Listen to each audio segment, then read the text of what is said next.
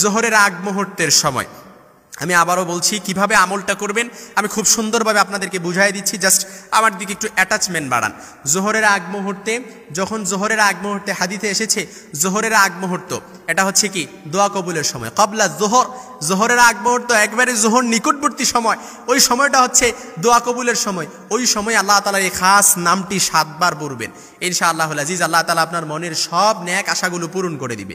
হারাম বাদে যত হালাল আশাগুলো আছে আল্লাহ তাআলা কবুল করে নেবেন, আল্লাহ তাআলা আপনার পূরণ করে নেবেন। এই জন্য দুপুরবেলা আল্লাহ তাআলার খাস নামটি কিভাবে পড়বেন, এটা করার জন্য প্রথমে আপনাকে ওযু করা লাগবে। সুন্দর করে ওযু করবেন, যেভাবে আল্লাহ তাআলা আপনাকে শিক্ষা দিয়েছেন, ওযুর শিক্ষা দিয়েছেন, সেভাবে সুন্দর করে ওযু করে আমরা কয়েকবার দুরূদ শরীফ পড়ব। নির্দিষ্ট সংখ্যক বলা যেতে পারে, আপনি 3 বার পড়তে পারেন কিংবা এর বেশি সংখ্যকও পড়তে পারেন। এর আগে 3 বার দুরূদ শরীফ পড়লে 3 বার পড়বেন এবং দোয়াটি পড়ার পর আবার 3 বার দুরূদ শরীফ পড়বেন। কারণ যেই মুনাজাতের মধ্যে রাসূল সাল্লাল্লাহু আলাইহি সাল্লামের প্রতি দুরূদ পড়া হয় না, ওই মুনাজাতটা আল্লাহ তাআলা কখনো কবুল করে না। এজন্য যখনই কোনো মুনাজাত করবেন আল্লাহ তাআলার কাছে এই মুনাজাতের আগে রাসূল সাল্লাল্লাহু আলাইহি সাল্লামের প্রতি দুরূদ পড়বেন। কারণ যেই মুনাজাতে রাসূলের প্রতি দুরূদ পড়া হয় না, মাহজুবুন মুআল্লাকুন বাইনাস সামাই ওয়াল আরদ, আকাশ আর জমিনের মাঝে এই দোয়াটা পেন্ডিং অবস্থায় থাকে, ঝুলন্ত অবস্থায় থাকে। আর যদি এখন দোয়া করছেন আল্লাহ রাসূল সাল্লাল্লাহু আলাইহি সাল্লামের প্রতি যদি দুরূদ পড়া হয়, ওই দোয়াটা ডিরেক্ট আরশে আজিমে যে নক করে। সুবহানাল্লাহ বলতে পারলেন না? এই জন্য আজকে থেকেই এই দুরূদটা পড়বেন ইনশাআল্লাহ। অর্থাৎ দুরূদ পড়ে যে কোনো মুনাজাতে দুরূদ যদি পড়তে পারেন, এই দুরূদটা পড়ার পর এই মুনাজাতটা আল্লাহ তাআলার কাছে একটা অ্যাকসেপ্টেড মুনাজাত হিসেবে গ্রহণযোগ্য হয়। এই জন্য মুনাজাত পড়বেন, আগে দুরূদ শরীফ 3 বার পড়বেন এবং পরে দুরূদ শরীফ 3 বার পড়বেন। দোয়াটা পড়ার পর, দোয়াটা হচ্ছে আল্লাহ তাআলার একটা সিফাতি নাম, আর রহমান। আর রহমান পরম দয়ালু।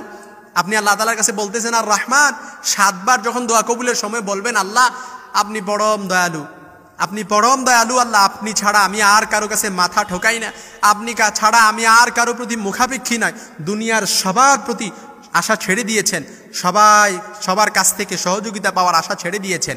কিন্তু আল্লাহর দরবারে যেই যদি আল্লাহ তাআলার কাছে ইয়াকিন আর ইখলাস আর ইস্তেআনাতের সাথে পরিপূর্ণ আস্থার বিশ্বাস রেখে, ওয়া মাইয়া তাওয়াক্কাল আলাল্লাহি ফাহুয়া হাসবু, যে ব্যক্তি আল্লাহর প্রতি পরিপূর্ণ বিশ্বাস রাখে, ফাহুয়া হাসবু, আল্লাহ তাআলা তার উদ্দেশ্যগুলো পূরণ করেন, আল্লাহ তাআলা তার মনের আশাগুলো পূরণ করে দেয়। ইন্নাল্লাহা বালিগু আমরি, অবশ্যই আল্লাহ তাআলা তার উদ্দেশ্য পূরণ করে। এজন্য দুপুর বেলায় দোয়া কবুলের মুহূর্তে, ক্বাবলা জোহর, জোহরের আগ মুহূর্তে আপনি আল্লাহ তাআলার কাছে ভালোভাবে উযু করে আপনি তারপর কয়েকবার ইস্তেগফার পড়বেন, তারপর 3 বার দুরূদ শরীফ পড়েন, 10 বার দুরূদ শরীফ পড়বেন। দুরূদ শরীফ পড়ার পর আপনি বলবেন আর রহমান আর রহমান কিংবা ইয়া রহমান, এভাবে 7 বার পড়বেন। 7 বার পড়ার পর আপনি আবার দুরূদ শরীফ 3 বার পড়ে আল্লাহ তাআলার কাছে আবার মুনাজাত করবেন। মুনাজাতে বলবেন আল্লাহুম্মা গফিরনি, আল্লাহ আপনি আমাকে ক্ষমা করে দেন। আল্লাহুম্মা রযুকনি, আয় আল্লাহ আপনি আমাকে রিজিকের ব্যবস্থা করে দেন। আল্লাহুম্মা হদিনি, আয় আল্লাহ আপনি আমাকে হেদায়েতের ব্যবস্থা করে দেন। আল্লাহুম্মা আফিনি, আয় আল্লাহ আপনি আমাকে সুস্থতার নেয়ামত দান করেন।